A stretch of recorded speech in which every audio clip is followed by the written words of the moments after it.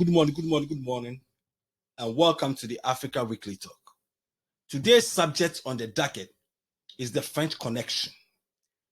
The French Connection and the silent secret economic warfare that France has been waging against Francophone African countries and some of its former colonies around the world. And this goes back to the sense of colonization. The sense of colonization of Africa. When then King Leopold of Belgium requested Chancellor of Germany, Otto von Bismarck, to intervene in the dispute of the wars that was going on among Europeans on the continent of Africa. So in 1884, Otto von Bismarck of Germany organized the Berlin Conference, which is sometimes also called the Congo Conference. So it was at this conference that Africa was officially partitioned into what you see today on the world map as the continent of Africa. And out of the partition of Africa, France also had a chunk of West Africa as well as some part of North and Central Africa. So Africa was under colonization from 1884, officially from 1884 all the way through the 1940s, when Egypt became independent, and then Sudan, Ghana, Nigeria, and the rest of other African countries also became independent. But when it came to the French Francophone countries in Africa, France pretty much gave them what are called quasi-independence. So basically, most of these Francophone African countries were not really independent because the French system was such that they established this currency, which is the CFA, basically, which all these Francophone African countries, about 14 of them, share the same currency tied to the French franc at the time. And also requested these Francophone African countries to send about 50% of their revenue of their countries to French National Bank, which was administered by the Ministry of Finance in France, and also gave France the opportunity to have the first rights to any natural resources within these Francophone African countries. Any government contracts has to go to French companies first. Any borrowing or anything has to come from these very banks that these African countries are sending their money to. And if they are requesting more than 15% of their own money, they also have to draft the reason why they need that money. And out of that, they also have to pay interest to borrowing from this French National Bank. So if you look at the system that was established by the French at the time, most of these Francophone African countries have never been independent because everything they have to do internally within their own various African countries, they have to go through France. And France pretty much had a veto to either to allow them to do it or to veto it. So these Francophone African countries are pretty much still not independent. And fellows, let me say this. When the Organization of African Union was being formed, where Kwame Nkrumah, Sekuturi, and other Haile Selassie, and Nyerere, and all those people were talking about forming a united Africa. At that vote, it was the French colonies that pretty much voted against the idea of a united Africa. So this goes to tell you the influence that the French have always had on these Francophone African countries. So for the past, 3 years now, we've had about 7 coups in predominantly Francophone African countries. And quite recently, which was 3 weeks ago, we had a coup in Niger that also overthrew a democratically elected government of Niger. And out of that coup also came this threat from ECOWAS leaders that either the military coup leaders of Niger restore the former democratically elected president back into office, or they're going to invade Niger to restore democracy. But I have a problem with that. And the problem I have with that is that I'm a staunch believer in democratic form of government, period. I don't believe in military dictatorship. I don't believe in military coups and so on and so forth. But I'm also staunchly against when countries threaten sovereign countries with the use of force in the name of restoring democracies. I don't believe in that. If there's any issue going on in Niger today, it is up to the people of Niger to find a resolution to their own problems. It is not up to any foreign country to intervene in the internal affairs of a sovereign country. I'm sorry, I don't believe in that. No matter how much I strongly believe in democratic elected governments, I'm also staunchly against foreign countries intervening in the internal affairs of a sovereign country in the name of bringing democracies. Because we've heard this music before. We've seen this movie so many times and it hasn't worked. Now, with West African leaders talking about invading Niger in the name of bringing democracy, my advice to these West African leaders is to look within their own countries and look at their own governments. Because at the end of the day, for you to find a solution that will stop these military coups in Africa, then we have to look within our various African countries and ask ourselves, what is contributing to these military coups in these African countries? Because these military coups are being embraced by these people of these countries as well as the youth. And there has to be a reason why these people of these various African countries are embracing military coups. And I really, really believe because of the bad governance and the corrupt governments that have been in place in most of these African countries in the name of democratic governments, which operate more like an autocratic form of governments in these various African countries. So out of that, these people haven't seen anything better in their various African countries. All they've seen is so-called electoral democracies operating like autocratic dictatorships. So they will embrace military governments. When they hear military coups in their various African countries, they will support them because what they are under is pretty much the same as autocratic dictatorships. So that is one of the key reasons why these people embrace this form of governments. But looking back at what these West African governments are trying to do, the hypocrisy of it is that a couple of years ago, about around 2014 or so, you had a military coup that overthrew Mohamed Morsi of Egypt, who was then elected, democratically elected by the people, citizens of Egypt. I never heard any African country or the Western powers at that time talking about going to Egypt to restore Morsi as the democratically elected president of Egypt. And that coup led to the current president of Egypt today, which is Sisi. Can anybody tell me in Africa or anywhere in the world that Sisi is a democratically elected president of Egypt? But you don't hear anything against Sisi because you know why? You see, if you look at democracy in Africa and how the West sanctions a democratic government and does not sanction a democratic government, is based on interest. It is based on interest. If you look at the West and you look at this, a clear example of Egypt, because Mohamed Morsi was seen as a member of the Muslim Brotherhood Party of Egypt, he was considered a threat to the Western interest in the Middle East and northern of Africa, period. So there's no way they will support Morsi.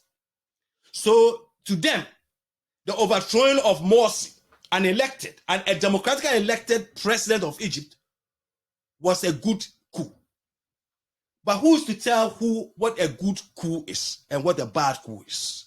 At the end of the day, have these ECOWAS leaders asked of the interest of the citizens of Niger before talking about invading Niger? Have they looked at the interest and what the people of Niger want in their country? No, they haven't. All they are looking for right now is the interest of Western Europeans, France, and America. So basically, these West African leaders are doing the work of France and the Western powers. Because if they want to find a solution to some of these military coups that have sprung up in West Africa, Guinea, Burkina Faso, Mali, then you have to talk to the people of these countries and their leaders and find out from the citizens why they want and why they embrace these military coups. And this has to do with one thing. Most of these West African countries and African countries are not democratically elected, are not democratic governments, period. They don't have democratic governments. I mean, we have what they call electoral democracies, which basically they elect their leaders, but at the end of the day, they operate with impunity towards their own fellow citizens. And they operate like dictatorships. Absence of rule of law. There's no law and order. Vast majority of these politicians in these various African countries are corrupt. Steal the resources of their various African countries. Resources that are supposed to be used to go and develop their various African countries are shared among their crony capitalists, the so-called oligarchs that they have created in their countries now. So basically, vast majority of their own citizens live under poverty and distress in impoverished societies, period. And when you have citizens of a country that see the elites and their so-called elected democracies, governments, living lavishly, whilst majority of their people are suffering. I mean, come on, fellas. These people will embrace military coups. I mean, look at a country like Niger. Niger is one of the poorest African countries, let alone in the world. This country has one of the highest concentration of uranium under their soil. France gets this uranium from these people at a discount. Meanwhile, about 80% of the people of Niger don't even have access to electricity. But France takes this uranium to what? To power their nuclear plants in France at a discount, at the expense of the citizens of Niger. So you have a situation where these people are living very impoverished lifestyle in their various African countries. And when people live under such conditions, what makes you think that they will not embrace a military coup? That is what is going to happen. So you, these various African ECOWAS leaders talking about going to ECOWAS, Niger to restore law and order and democracy and so on and so forth. I mean, come on, fellas. Look at your various African countries yourselves. Look at what you are doing wrong and start finding solutions to your problems if you don't want these things to happen in your various African countries. Because as far as you keep running your countries like dictatorships in the name of disguised democracies, your citizens are going to embrace military coups. As far as you have this high level of corruption, fraudulent deals with former colonial masters, that you take big cuts and pump them into your family businesses, crony capitalist friends and all that stuff in the name of electoral democracies, then these citizens of your various African countries will definitely embrace military coups. I mean, look at this, fellas. If, let's say, a Francophone country, any of these Francophone countries, if they even have to do a contract with any other country other than France, that would be a problem for France. So basically, these people are tied to France in everything. Everything that they do, they have to go through France. And fellas, you have to understand this. Africa has always been and will always be the lifeline of Europe. I mean, look, Africa has always and will always be the lifeline of Europe. Europe cannot survive without Africa, period. Europe can never survive without the continent of Africa. That is why Africa is so much very important to the European continent. And as far as the Europeans know that, they will fight tooth to nail to keep Africa where they are. Because as long as they control Africa, they will be able to control and create an economic environment that will be very suitable for their European countries.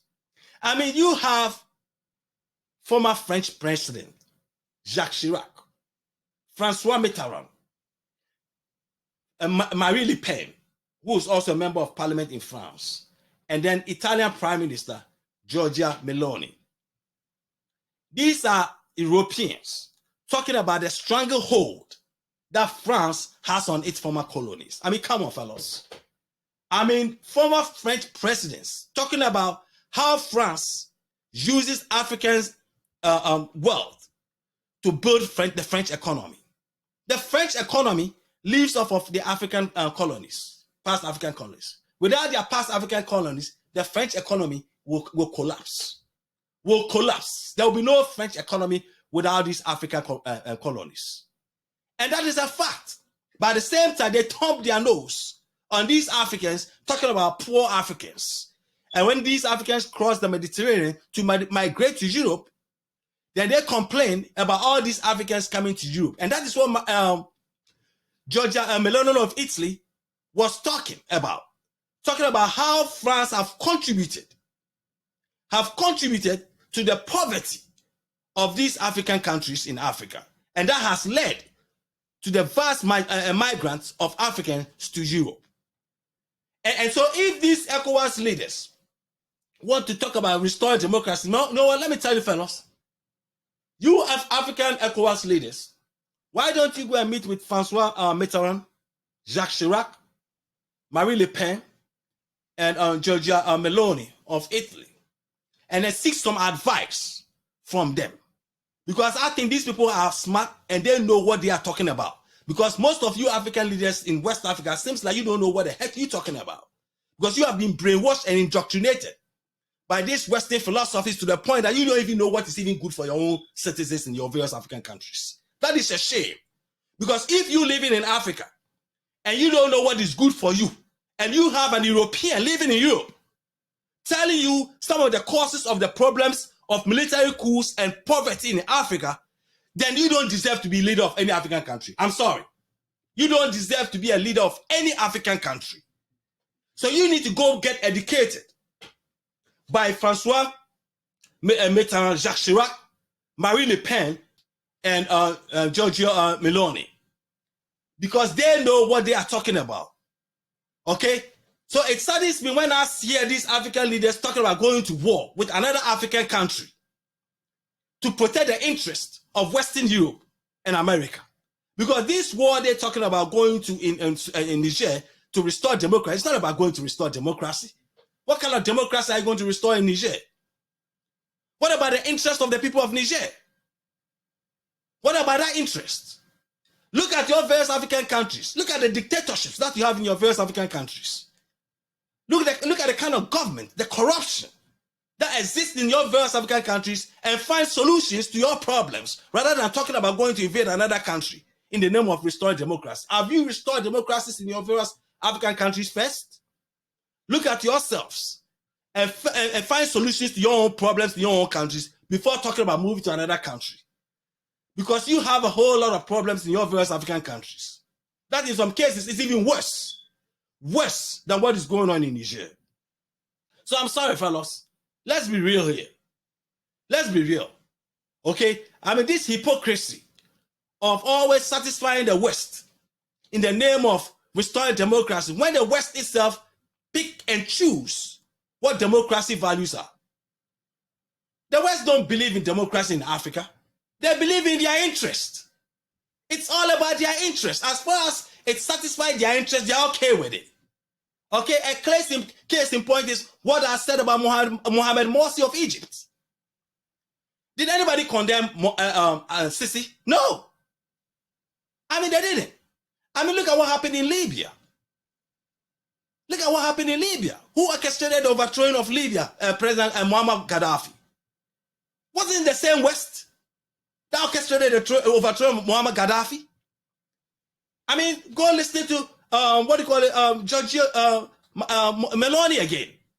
She talks about how France led the way with Hillary Clinton at the time, pushing the Obama government to support these so-called rebels. And today, look at Libya. And you know what? What goes wrong comes around. That also led to the reason why Hillary Clinton never became president. Hillary Clinton never became president because of Libya. Because that is what the Republicans used against her in this country. If America had not supported that Libya revolution against Gaddafi, Hillary Clinton would 9 out of 10 have become president of America. But that is what stopped them from becoming president because of that. So, fellows, I get it. I'm a staunch believer in democratic governments. But at the end of the day, the democratic governments that we have in Africa are not real democracies. Look at the rule of law in your various African countries. You can never have a good democratic system without rule of law, period. Give me rule of law and take your democracy. But if you don't have rule of law, you can never have a democracy.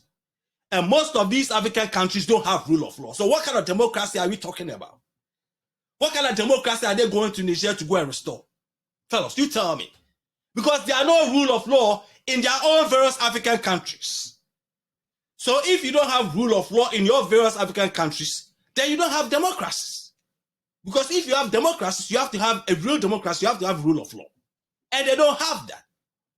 There are a bunch of corrupt governments, fraudulent governments, that have been stealing their country's resources, sharing the wealth of their country among themselves and their politicians and crony capitalist friends. Created all these oligarchy businessmen in their various African countries who are living off of the wealth